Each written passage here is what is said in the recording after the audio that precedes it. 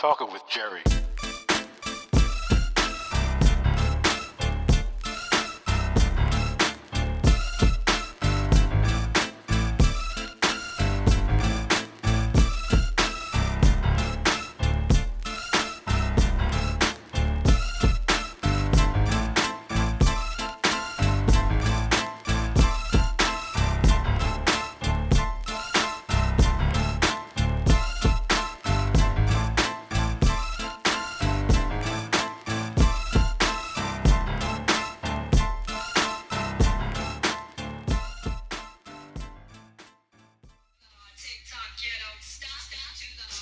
Yep, to the TikTok, you don't stop. And that's what I'm going to talk about tonight. TikTok. Why is the United States government trying to all of a sudden stop TikTok? So let's go. So those of you who may not know, may not use the app, TikTok is a app that is really very engaging. I just started using it about the past year or so. It is exploding with great information. You have over 150 million people in the United States using it. And all of a sudden, our government wants to ban it. Or they want TikTok, which is owned by a Chinese company, I'm going to get into that, to sell TikTok. And to guess who? An American company, of course. So here's just some of the facts I want to deconstruct this for us. This was big news last week. Why? Because there were hearings in Congress where they made the CEO of TikTok come in and grilled him with all kinds of questions. Our dumb politicians trying to force a private company, okay, which is a Chinese company, just like we have companies here in the United States that do business in other parts of the world. Facebook is all over the world. And they want them to sell TikTok, okay?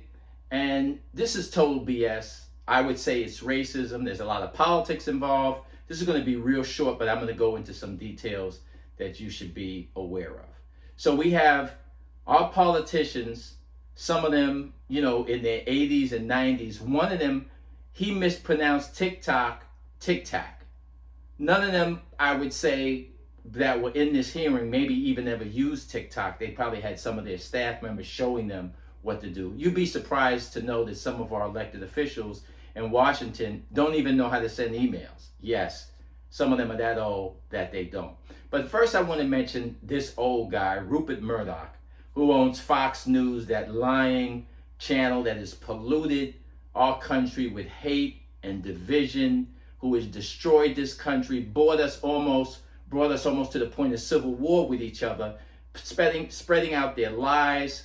This lawsuit that has been filed against them, that I hope that they do lose and have to spend billions of dollars paying off the insurance companies and the company that is suing them. Rupert Murdoch, this guy, this old geezer, who is getting married, believe it or not, for the 6th or 7th time. He's an Australian. He's not even from America. He's not from here. And he came to our country and has done more to spread lies and hate. Though he became a citizen of this country, that's how he thanks us, by creating Fox News. But I don't want to get off on a tangent.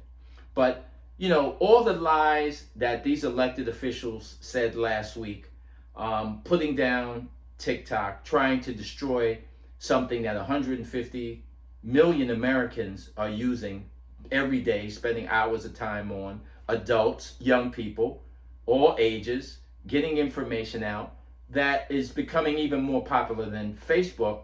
They're saying, the Chinese, they want to steal the information when you go on TikTok, and they're gathering your information and they may sell your information. Well, first of all, the BS needs to stop. When you go on any of the other apps, when you're using a search engine, all right, Google, you're putting something in, then all of a sudden you start to get ads about the product that you were just looking for. That's what they're doing.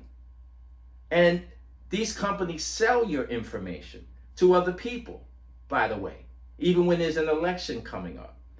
Companies like Facebook sell your information. And then they will find out whether you are of a certain persuasion politically, and they'll put stuff on your Facebook pages and in your feed, so it comes to your Facebook page that is against what your beliefs are, so that you get angry and you spend more time on Facebook. These are American companies. This is what they're doing. And they're reselling your data, and they're accusing TikTok of doing that. And what is really insane is the firewall that protects your information so that the Chinese government can't do this is owned by an American company, Oracle. So what, we don't believe that Oracle's firewall can do what they're saying and telling the American government and us, the American people, that they could protect us? So, I want to show some video footage that you're going to find fascinating, and then you'll start to see why they want to ban TikTok, because of the information that people in this country are sharing, the information that people in other parts of the world are sharing with us as Americans, sometimes things we don't see on our local news channels. And I'll be right back. This will be quick. Don't go nowhere. Watch it. It is not a coincidence that most people don't know there are indigenous people in Japan, because there's actually two groups. There's the Ryukyus in the south and the Ryukyu Islands, and then Ainu up north in Hokkaido. Most people don't know about them because in the 19th and 20th century, the Japanese government, with the help of historians and archaeologists, tried to spread the myth that Japan was a homogenous society. Japan had forced assimilation programs for both of these groups, and they also banned cultural practices and languages. Archaeologists helped by hiding evidence that both groups had advanced societies, and historians and educators helped to spread the myth by teaching children that both the group were barbaric, backwards, and even claimed that they were a dying race. The Ainu fought for decades to be recognized as indigenous people, and it wasn't until last year that a bill passed in Japan where they were officially recognized. Ryukyus, however, are still fighting to be recognized as indigenous people, and that is why I am making these videos to let people know. Telling people that Democrats cut Medicare last year and Joe Biden approved it. Rick Scott, whose company was convicted of defrauding Medicare to the tune of $1.7 billion. Rick Scott, the man who oversaw one of the largest Medicare frauds in our nation's history, is on television telling people Democrats cut Medicare. Not only did the Democrats not cut Medicare, the Democrats negotiated for lower pharmaceutical prices for Medicare recipients. Remember insulin being capped at $35?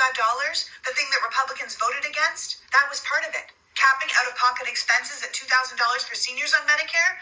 That was part of it. So Rick Scott isn't just wrong. He's saying the exact opposite of the truth. And this is where we are now, with Republicans and the right-wing media just lying. Not stretching the truth, not spinning things for politics, not taking federal money that they voted against to build a bridge or a factory, and then taking credit for it while they smile at the ribbon cutting. Not even deceitful, normal political stuff like that. Just blatant, straight up, pants on fire, lying.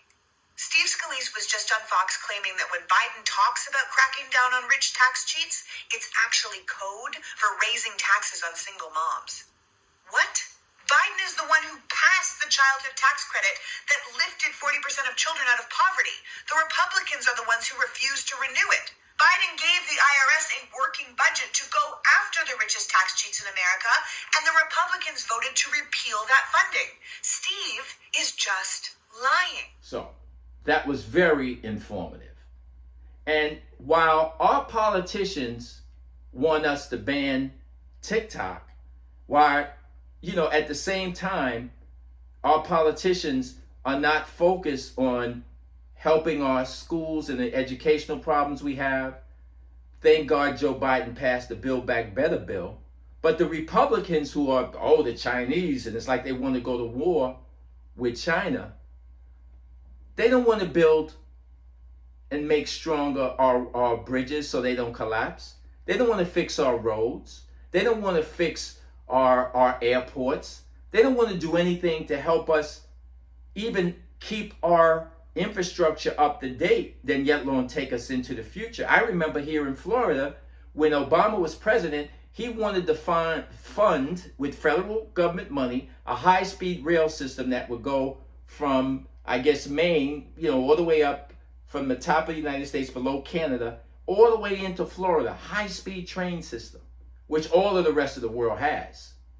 And the Republicans weren't for it. And the guy, this Rick Scott, who's now a senator from Florida, who at the time was the governor, said, oh, we don't want that, and I'm not paying any money as far as the state of Florida contributing towards that. They don't want to do anything to fix up our country, but they're busy trying, our politicians, to stop TikTok because it's Chinese owned. Well, let's see what China has done to their country. Let's see how they're building up their country and what they're focused on. I'll be right back. And this is China today. Modern roads, highway systems, bridges, expressways.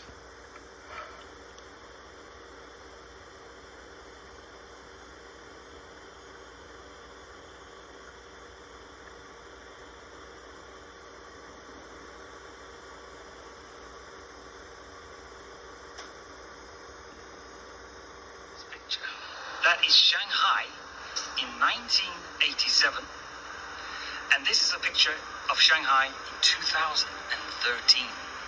Just look at that change. It's incredible. It's such a short. And American cities, they look like this.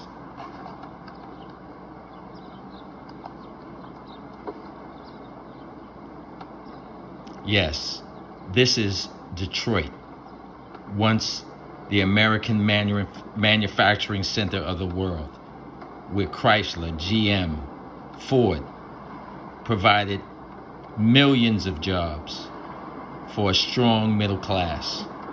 Look at it today as American corporations have offshored all the jobs. And not only that, China is investing all over the world. And guess what? They're investing in places you would never imagine, unless you keep up with this stuff. They're all over the African continent. So while dumb idiots in this country, the people who don't read, the inbreds, the people who watch Fox News, what they don't know is that right now, China has been in Africa for over a decade, building colleges and universities, high-speed trains and rail. They're building seaports. They're building new airports. They're building dams, bridges, roads, apartment buildings, universities, things that would blow your mind when you see them. I'm going to show some of it, and also you'll see how much money China has spent in Africa, and I'll be right back.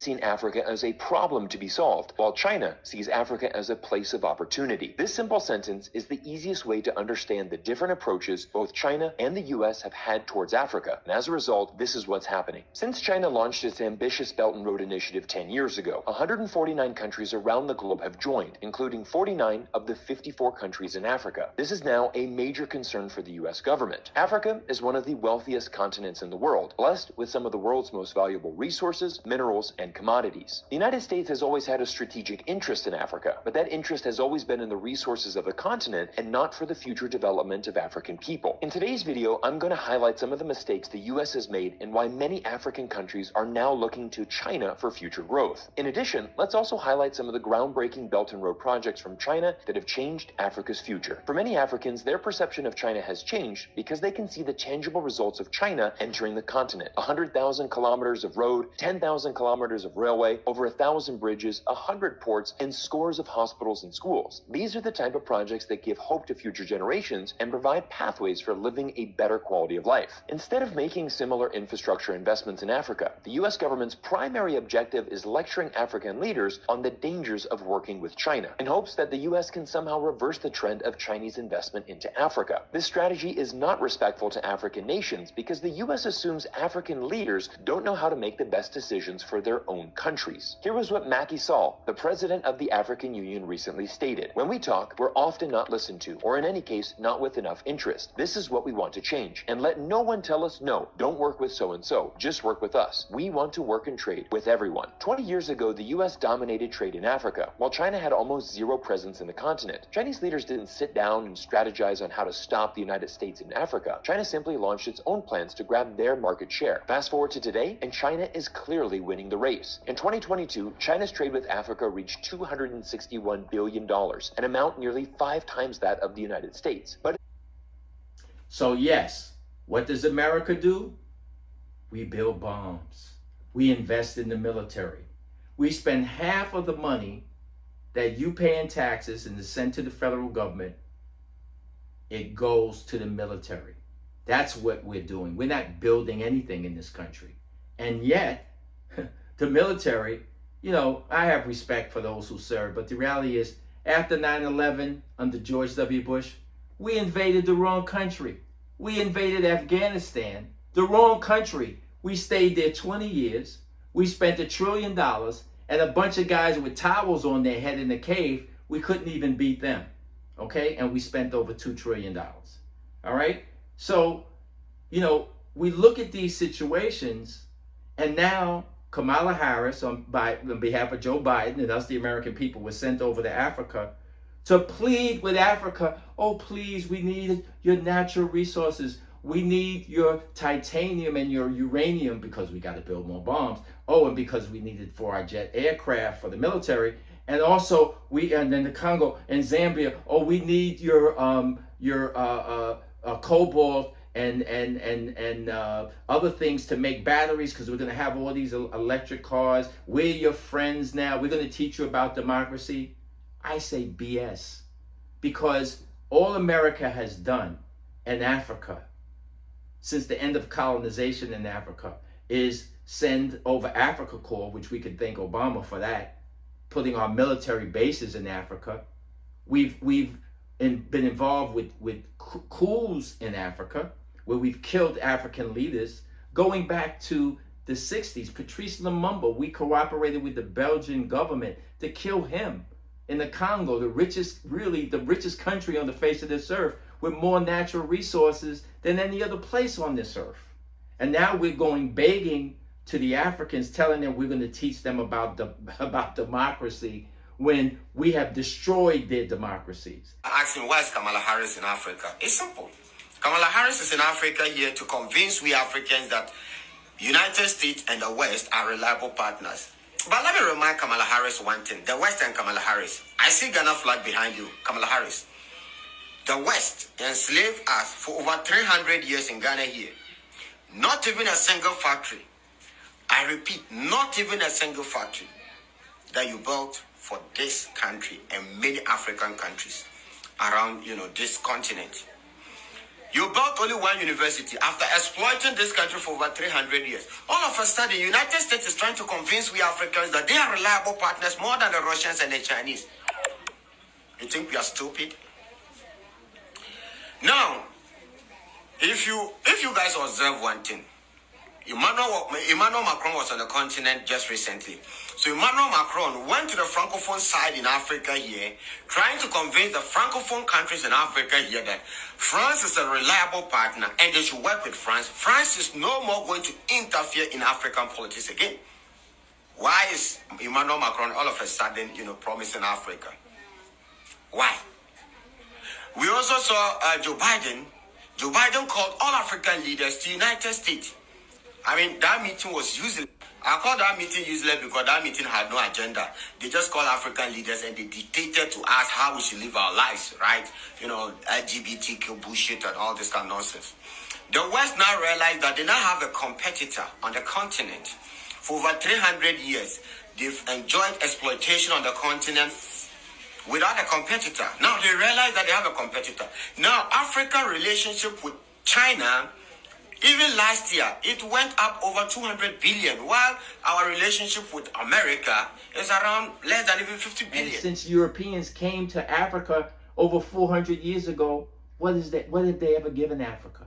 All they've ever did is steal, enslave Africans, send them to the New World, to make people in the New World, in America, and in other parts of the Caribbean or in Brazil, make other Europeans wealthy, and left Africa with what? So Africa has had enough. And this is another reason, I said I'm going to get to it, why the United States is upset with China and TikTok, because they're mad that China is in Africa and they're not taking over countries. They're paying for the natural resources, and they're building roads and bridges and dams, and as I say, colleges and universities and housing and high-speed rail, and not interfering in the politics of Africa. But here in the United States, we have idiots like this Governor Ron DeSantis, this Mussolini fascist wannabe. What is he doing? He's banning books. So American students can't even grow up to be educated. You know, we really need to wake up that a lot of our politicians are just using the American people. They're bigots and racists, many of them. Many of them are fascists. And they've sold out to the military-industrial complex, and they don't care about the future of your children and grandchildren. So as far as TikTok goes, we really, even though I don't think there's anything that could be done as far as us writing your elected officials or calling Washington, it's not going to do anything. You know why? Because some of these companies like Facebook have already hired and paid, I'm sure, millions of dollars to lobbyists, and it's been noted, to PR firms to lobby our politicians in Washington to get rid of TikTok. That's why they had the hearings last week. And as you see in these, stories that I'm showing now, it looks like they may destroy TikTok in the United States, which is a disgrace for America, the bully, to say to another country that the company is owned by someone in another country, well, you either sell the company to someone in America or you can't do business here. Are you serious? Yeah, they're serious, and it's sad. But that's my take on this whole issue. TikTok is great. If you're not on the app, get on it. You will see so much information from people all over the world, and from Americans sharing things with us as citizens that you're not going to see anywhere else, that is just so informative. TikTok, you don't stop. Don't forget to subscribe if you haven't.